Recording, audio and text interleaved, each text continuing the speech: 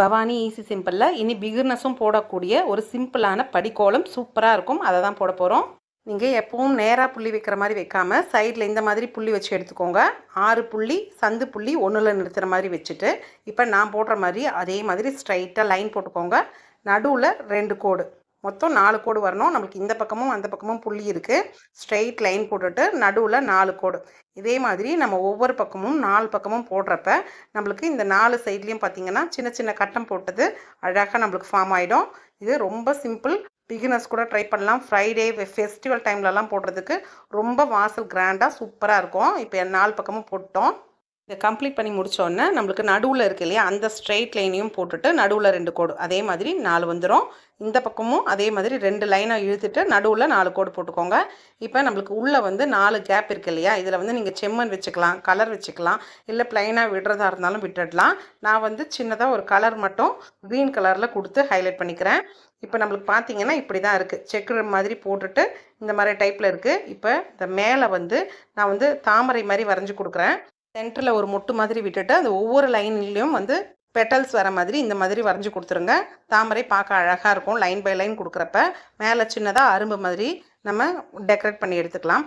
இப்போ நம்ம இந்த பக்கம் எப்படி வரைஞ்சோமோ அதே மாதிரி ஆப்போசிட் டைரெக்ஷன்லேயும் வரைஞ்சி எடுத்துக்கலாம். இதே மாதிரி தாமரை நீங்கள் செம்மண் கலர் இந்த மாதிரி எதுவுமே கொடுக்கலனா கூட இந்த கோலம் ப்ளைனாக பார்க்குறப்ப கூட அவ்வளோ சூப்பராக இருக்கும். நம்ம போடுறது ரொம்ப ஈஸி. முடிச்சதுக்கப்புறம் தான் இந்த கோலம் இப்படி ஆரம்பித்து இப்படி முடிச்சிருக்கா, பார்க்க இவ்வளோ கிராண்டாக இருக்கேன்னு தெரியும். இப்போ இந்த தாமரைக்கும் மேலே சின்னதாக அரும்புகள் மாதிரி போட்டு விட்டுட்டு நான் தாமரைக்கு ரோஸ் கலர் கொடுத்து 2 பக்கமும் நான் கலர் கொடுத்து எடுத்துக்கிறேன். இப்போ நெக்ஸ்ட்டு ஃபஸ்ட்டு சின்ன ரவுண்டாக 1 வளைவு மாதிரி வளைச்சி கொடுத்துக்கோங்க. அடுத்து அவுட் சைடில் இந்த பெரிய வளைவு வளைஞ்சிட்டா தான் நம்மளுக்கு எல்லா பக்கமும் ஒரே சைஸில் வரும். நடுவில் இருக்கிற அந்த 2 கோட்டையும் இதுக்கு மேலேயே அப்படியே அவுட்டர் மாதிரி கொடுத்து எடுத்துக்கோங்க. நீங்கள் எப்போவுமே இந்த மாதிரி சின்னது போட்டுட்டு அதுக்கப்புறம் பெருசு அவுட்லைன் கொடுத்துட்டு நீங்கள் உள்ளே போடுறப்ப பார்க்க கோலம் ஒரே மாதிரி அழகாக ஈவனாக வரும். இப்போ 2 பக்கம் எப்படி நம்ம கொடுத்து முடிச்சோமோ அதே மாதிரி இப்போ கீழ்ப்பக்கம் கொடுக்கணும். ஃபஸ்ட்டு இதே மாதிரி சின்ன வளைவு வளைச்சிட்டு பெரிய வளைவு போட்டுக்கோங்க. அவ்வளோதான். நம்மளுக்கு பார்த்தீங்கன்னா சிம்பிளாக நம்ம லைன்ஸ் மூலியமாகவே ரொம்ப அழகான பார்க்க கிராண்டான கோலம் அழகாக பிகினஸும் போட்டுடலாம். இப்போ இதே மாதிரி ஆப்போசிட் சைடும் கொடுத்து எடுத்துக்கோங்க.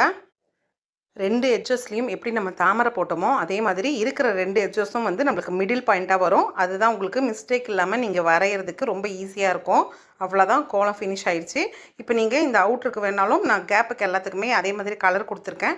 நீங்கள் விருப்பம் இருந்தால் கொடுத்துக்கலாம், இல்லை சிம்பிளாக அப்படியேனாலும் விட்டுடலாம்.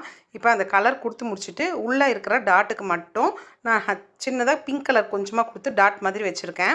இப்போ நம்ம இதோட முடிச்சிடலாம். உங்களுக்கு அவுட்ரு வேணும்னா இந்த மாதிரி சின்னதாக ஒரு அவுட்ரு லைன் மாதிரி வரைஞ்சி விட்டுட்டு அதுக்கு நடுவில் நம்ம செம்மண் கொடுக்குறப்ப நம்மளுக்கு மங்களமாக இருக்கும், வாசலும் ரொம்ப அழகாக இருக்கும். அதுக்காக தான் நான் இப்போ அவுட்ரு லைன் வரைஞ்சிட்ருக்கேன். உங்களுக்கு விருப்பம் இருந்தால் போட்டுக்கோங்க, இல்லை அதோட கூட நம்ம கோலத்தை முடிச்சுக்கலாம்.